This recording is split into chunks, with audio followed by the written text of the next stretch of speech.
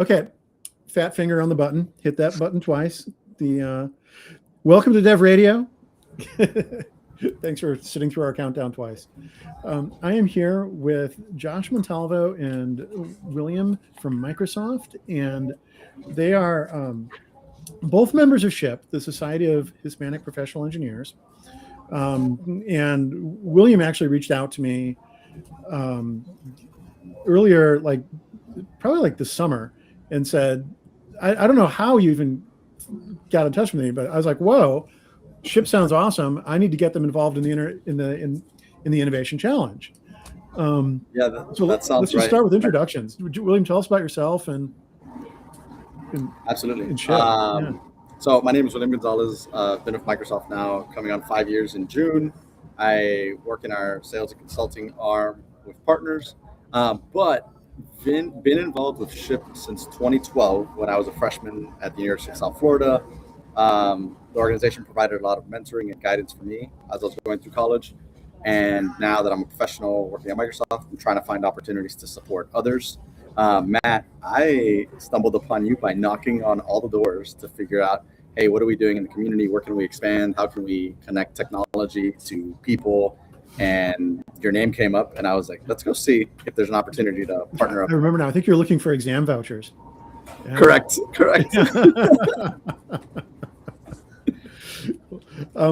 Josh, we connected kind of like almost through a mutual acquaintance. Right. And then I said, hey, I'm doing this hackathon. I want to pull you in if you're a member of SHPE. But tell us about yourself. Right. So my name's Josh. I'm a college sophomore right now at the University of Illinois, Urbana-Champaign. I'm studying computer science. And here at U of I, I'm really involved in our SHPE chapter. You can see by my shirt what was on the other side. Your camera. I'm involved in the high school outreach department of our SHPE chapter there. I'm working on implementing a SHPE junior chapter. So it's a mini SHPE at a nearby high school, which we are about 2 weeks away from having our first meeting in. Cool. So the Innovation Challenge, it's a competitive hackathon. We'll do the next one in March. It's a virtual hackathon, lasts for 2 weeks. Compete with people from all over the world. The first place prize is $10,000. And Josh, we don't, aside from the winners, we don't actually share like the judges' scores and things. But like you had a solid project. I mean, you were close to the top. Thank you. What'd you build? Tell us about 2 weeks. I put out some really hard AI challenges, I think. Yeah, right. What'd you do? During these 2 weeks, my team and I, there were 3 of us, we built together a mobile app. It was called Civic Companion. And the purpose of this app was to give people of specific regions where they're from, specific ages, whatever affects them. It gives them different news articles or policies in the government that might affect them. And basically, the purpose of this was to help them better understand what's going on in the modern world right now. I know a lot of people might get stuck in policy jargon, in law jargon. And what we wanted to do was make this information as digestible and as simple as possible for the everyday person. So we started off the app with a list of news articles based on the identity of the person who's using it, based on the location, based on their gender, their race. And we expanded that to encompass more that digestible information like short form content. I know that's very popular now. And we took that being able to give information to people, and we wanted to take it a step farther. We wanted to be able to give people a platform so they can do something with this information. So we had a separate tab with a chatbot where people can ask questions about policies that might affect them or different social injustices or events in the world. And then there's an action page where these people can coordinate events where they can either protest or meet together to discuss or make change. Yeah. So it's using AI to sort out a lot of confusing stuff going on in the world and like provide a personal view. Right. What's the so how much experience with AI programming did you have before this, and how much experience with Azure? Right. So, just going to be completely blunt. As a sophomore in college, I have very little experience with AI, and I wasn't completely sure what Azure is going into the hackathon either. But what I can tell you is that Azure ended up playing a fundamental role in the implementing of my mobile app, Civic Companion. Um, the hackathon gave a bunch of resources to help me learn more about Azure, and it was a part of the grading process too, right? One of the pillars was the amount of Azure services that you were able to implement, and so that got me looking into Azure and just like the sheer amount of different services it offers. It's really a lot. I feel like I've just scratched the iceberg, but there were different services that we use, like the content safety, which made sure that our AI chatbot was spitting out only helpful information, or the OpenAI service, which is like the driver of the chatbot. We had a document intelligence to make sure that the information on the news articles in my app was completely safe and trustable. It was services like that helped my app run. And overall, after the hackathon, I feel a lot more accustomed to Azure services. Yeah, that's awesome. Really quick, Matt, I want to kind of double down on this question. So Josh, you mentioned sophomore computer science, didn't know much about Azure. Do you think it's possible for someone to go in and just kind of learn this, even if they have no experience in programming or Azure? It sounds like you were able to do it. Are you like, the absolute best, or you're like, no, this is possible? I wouldn't call myself the absolute best. No, I definitely think this is possible for anybody. I would say that my CS background did give me experience in large code bases, and it helps me being able to implement these different services. But Azure itself, I think it's very doable in those 2 weeks to learn and to implement and to make something that you're proud of. I hope you come back and try it again in March. If you do, what are you going to do differently? I mean, how do you win? What's your plan for winning the March hackathon? Don't worry. I plan on being back in March. My plan for this hackathon, what I would have done differently is I would have definitely picked my team sooner. There was a time period prior to the start of like hacking or coding where you would pick a team, see what other people are working on, and get to chat and know your team. I wish I took advantage of that time more. As it was stated earlier, this hackathon is asynchronous, it's international. So depending on your teammates, you might be working across time zones. Like my teammates were from Sweden and Brazil.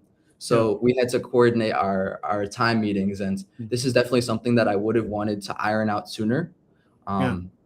And being able to assign roles in the project, making sure that everyone has the same project idea and they know what part they want to contribute to. I think those things would help the implementation of our project go a lot smoother in like that limited time span.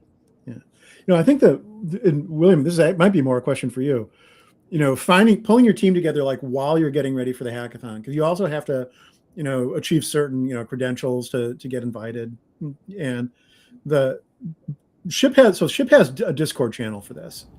Yes. If you're a SHPE member, how do you like get into that Discord channel? How do you find it? Because that's where you go to like pull your team together late February.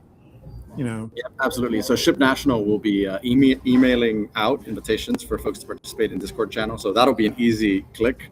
But to Josh's point of, I want to get ready in advance, I want to make a team, I don't see any reason that SHPE members, one, aren't skilling up on different Azure services. Virtually, all the content is available for free. And then also already connecting with folks on, hey, you're good at this piece, I'm good at this piece. Maybe we should partner up as the competition goes on. And then my last piece that I'll leave in there is that we're providing vouchers for folks to take Microsoft certifications. So even if you're not gonna come work at Microsoft, you want to go work somewhere else, this is gonna say, hey, I know this skill set, I took this exam, and now I have the certification that I can add to my resume or my CV. Yeah. So there's a ton in there. And from everything Josh was saying, I was like, he sounds like he's talking about work right now, not just the hack. I was like, different time zones, grabbing the folks together, setting the objectives, the team positions. I was like, this sounds like my day job.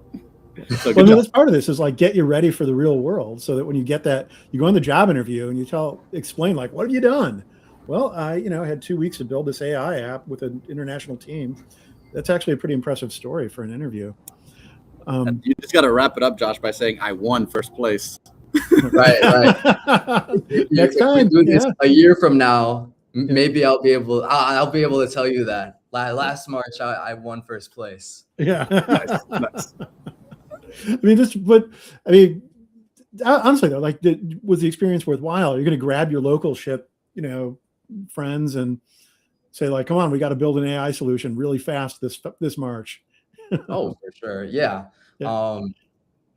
I consider myself very fortunate to have the opportunity to even be a part of the hackathon in the first place. It's always very satisfying to take a project from your imagination and being able to bring it to fruition over such a small time span too, and make something that you're proud of. A combination with that and the skills that I learned, and also just the amount of exposure I've had to Microsoft as a company. I feel a lot more knowledgeable, not only about their services, but also how the company is as a whole, how they treat and respect their engineers and college students like me. So it's definitely a great experience, and I'm definitely planning to be back in March.